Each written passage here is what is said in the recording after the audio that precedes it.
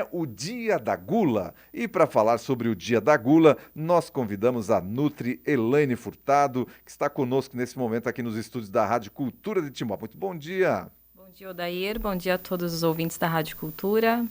Nutri Elaine, por que é tão bom comer? Dia da Gula. Por vários motivos. A comida é algo afetivo. Nós temos por hábito cultural nos reunirmos para comer, né?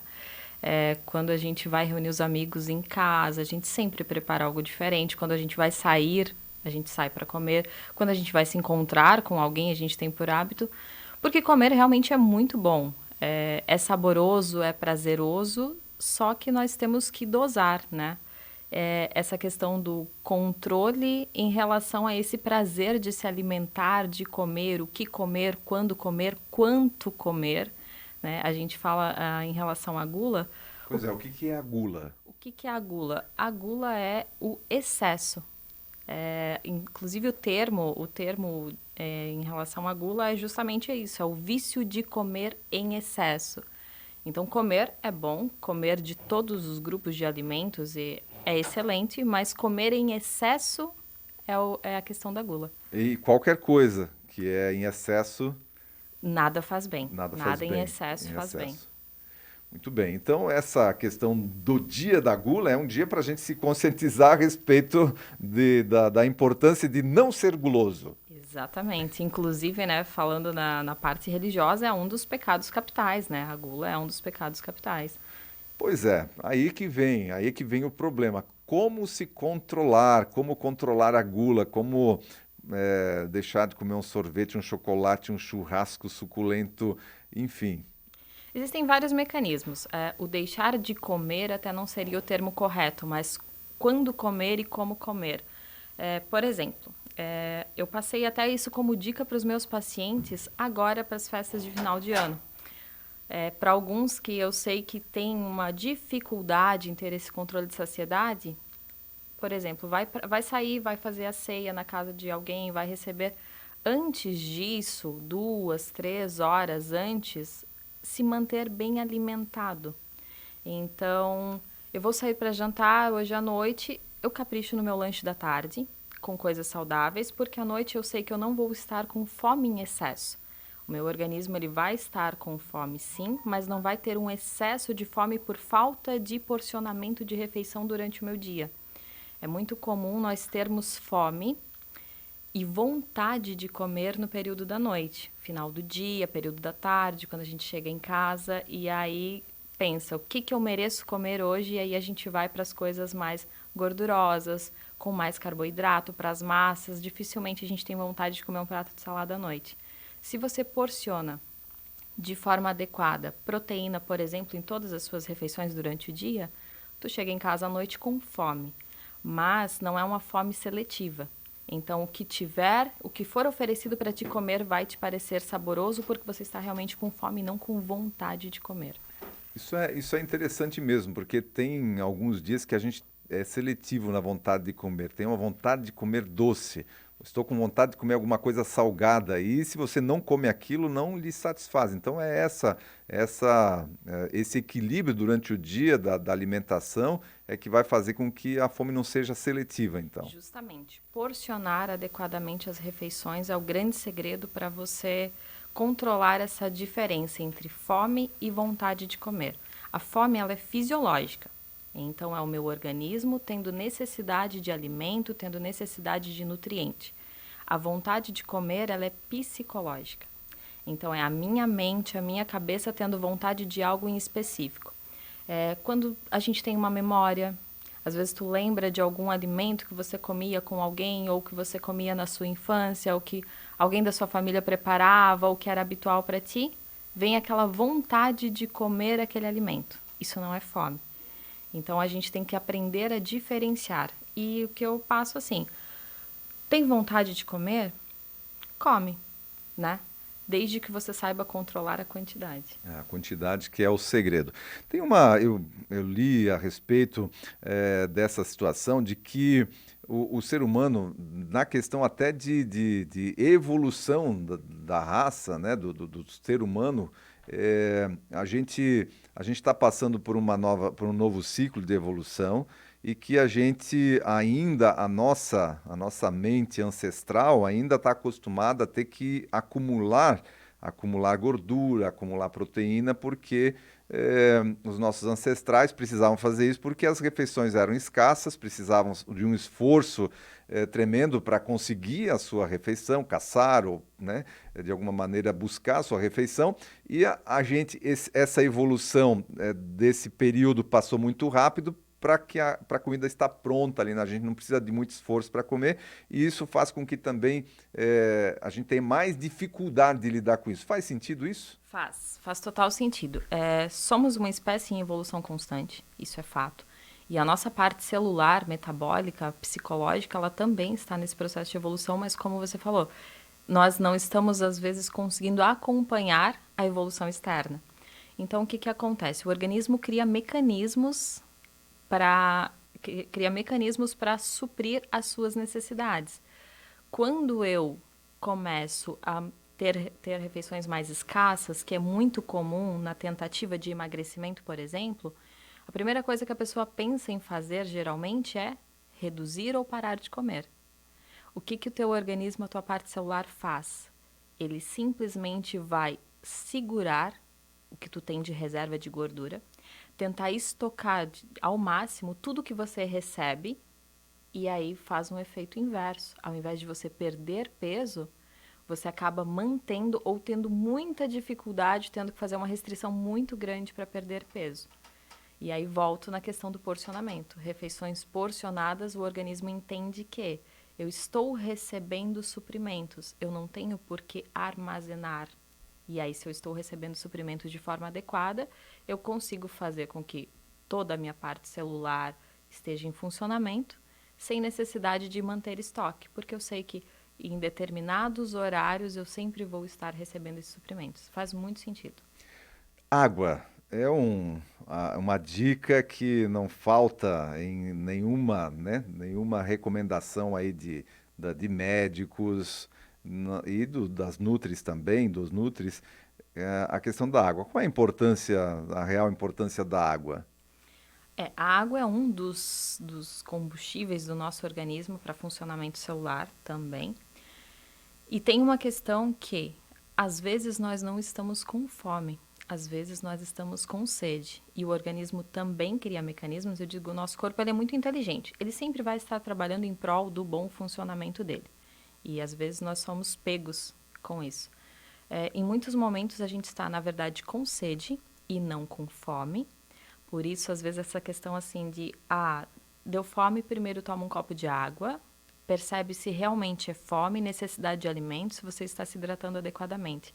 E o que que ele faz? Ele te pede, como você não fornece água, não fornece hidratação, ele te pede alimentos, porque vários alimentos, todos na verdade, têm na sua composição a água. Alguns em maior quantidade, outros em menor quantidade. Mas tem momentos que tu tem vontades específicas de algumas coisas que o teu cérebro está te pedindo para te fornecer água junto com aquele alimento ali. Essa questão também do hábito, isso eu percebo comigo e certamente também deve ser uma situação pela qual passam os nossos ouvintes, que a gente cria hábitos de horários para se alimentar. Mas, por exemplo, chega muitas vezes na hora do almoço, eu não estou com fome, eu não tenho fome, o meu corpo não está pedindo alimento, mas eu me sento à mesa e tomo a minha refeição do mesmo jeito. E isso é correto, a gente ter esses horários estabelecidos e se alimentar mesmo quando não tem fome? Depende. Aí varia de objetivo para objetivo, por exemplo, se tratando da parte nutricional falando ali, depende de qual é o seu objetivo. Eu sempre converso com os meus pacientes para respeitar a sua vontade e a sua saciedade. Porém, nós temos que criar o hábito de se alimentar em determinados períodos de tempo. Ficar muito tempo sem comer faz um desajuste hormonal. Então, a gente tem um aumento na liberação de insulina, que é um hormônio inflamatório, por exemplo, que dificulta o emagrecimento. Mas não é correto também forçar uma alimentação sempre. Então, tu vai descobrindo, né? Principalmente quando tu está em acompanhamento, tu vai descobrindo qual é o mecanismo do teu organismo e o que funciona para ti. Tem pacientes que não têm vontade nenhuma de comer de manhã. Porém, à noite eles sentem muita fome. A partir do momento que tu começa a inserir uma refeição de manhã, que tu começa aos poucos com algo que ele gosta, o organismo começa a liberar enzimas digestivas nesse horário e ele começa a pedir comida nesse horário. Então, tem como habituar aos horários adequados. E tem pessoas que vão passar o resto da vida sem ter fome nenhuma, mesmo com essas tentativas. Então, varia muito de organismo para organismo. E a questão de medicamentos? A gente falava aqui sobre a indústria farmacêutica e essa questão ligada à obesidade, enfim. Quando que deve entrar medicamento na história? Então, essa questão de medicamentos é algo muito delicado, mas sempre com o acompanhamento de um bom profissional. O medicamento que funciona para o seu vizinho, que foi indicado para o seu vizinho, não necessariamente deve ser o indicado para você. Então, confie nos profissionais que você tem ao seu redor. Peça opinião de mais de um profissional se você sente insegurança em relação a isso. E quando você já tentou alguns outros mecanismos e para ti, para o teu organismo, para o teu metabolismo, aquilo não foi efetivo, é válido sim entrar com o uso de medicamentos. Tem alguns que se tornam moda, inclusive agora tem um que não tem necessidade de receita, que é um medicamento caro, por exemplo, que se tornou moda para emagrecimento. Em algumas pessoas fazem o uso e não tem nenhum efeito colateral. Em outras pessoas tem um efeito bem ruim quando cessa o uso desse medicamento. Para quem já tomou remédios, e existem diversos para emagrecimento, por exemplo, a maioria do relato é que tomei medicação, emagreci de forma rápida, ninguém ganha peso de forma rápida, mas aí emagrece de forma rápida, parei com a medicação, eu ganho o dobro de volta. Então, tem que ser muito bem acompanhado. É válido em alguns protocolos, é válido para algumas pessoas, eu não sou contra o uso, mas eu acho que tu tem que confiar muito bem nos teus profissionais e respeitar o seu organismo. Muito bem, essa questão dos medicamentos é algo importante e muitas pessoas se automedicam, como você falou aí, alguém me indicou, a vizinho, o vizinho estão usando, está dando certo, mas qual é a melhor receita para uma vida saudável e com um controle do peso, por exemplo? Equilíbrio.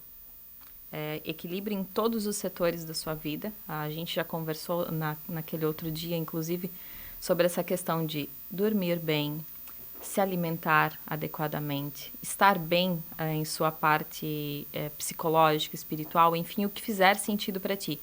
Mas tem que alinhar todos os pontos e, dentro disso, alinhar a alimentação.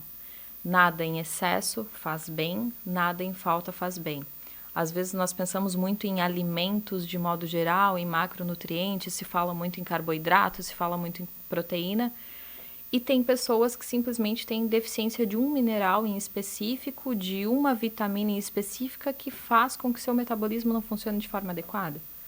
E aí acaba não tendo saúde, não tendo saudabilidade por conta de um micronutriente. Então, por isso que o acompanhamento com profissionais é tão importante. Os pacientes chegam ao consultório imaginando algumas coisas, com algumas dúvidas, e a gente vai direcionando até que torna o caminho mais fácil, mais rápido. Mas então é necessário aí que a pessoa, o ideal seria a pessoa então fazer uma análise, esse tipo de, são exames que são solicitados para verificar alguns indicadores, então. É um conjunto de coisas. Exames bioquímicos são muito importantes.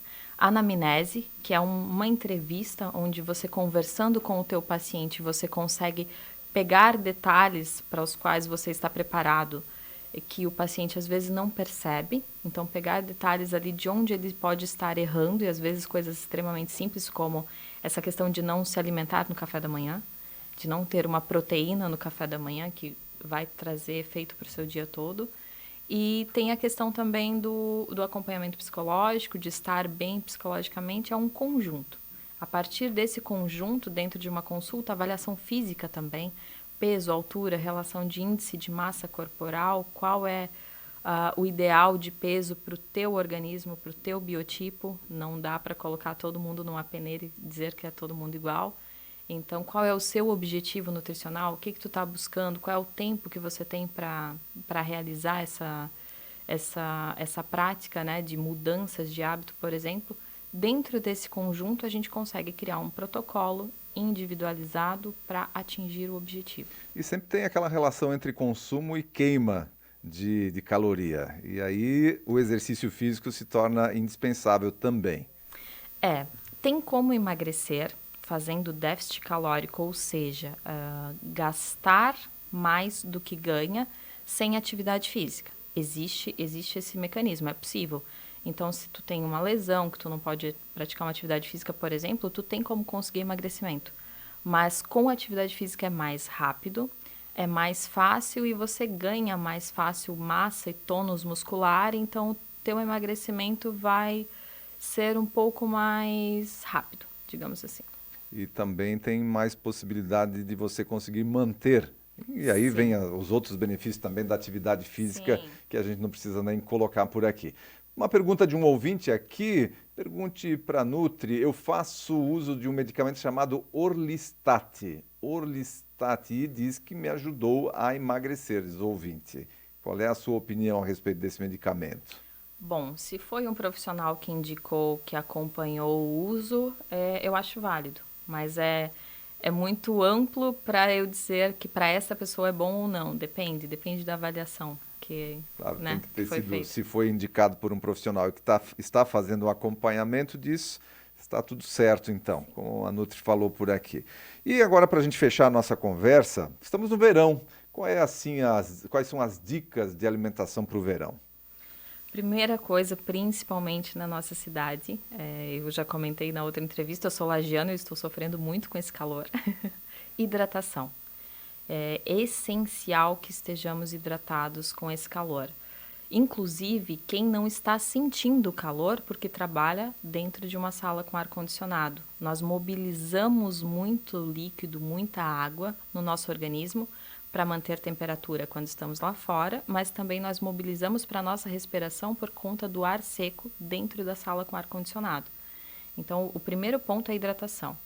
Frutas e verduras, elas contêm muita água na sua composição. Então, são mecanismos também onde tu consegue usar para se hidratar.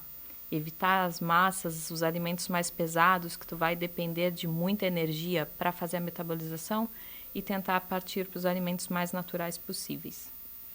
Nutri Elaine Furtado, como encontrá-la? Então, eu atendo na Clínica Vale Europeu, aqui na Rua Blumenau, e faço atendimentos online também. Então, tenho os meus contatos, redes sociais. O meu Instagram não é muito movimentado, eu não deixo ele muito bonitinho, mas eu estou sempre lá, sempre atenta. @Elaine Furtado. Elaine Furtado Nutri. Muito bem, muito obrigado pela sua participação aqui no Repórter Cultura dessa quinta-feira, falando sobre o Dia da Gula, mas especialmente falando como se proteger da gula. Justamente. Um abraço, tudo de bom.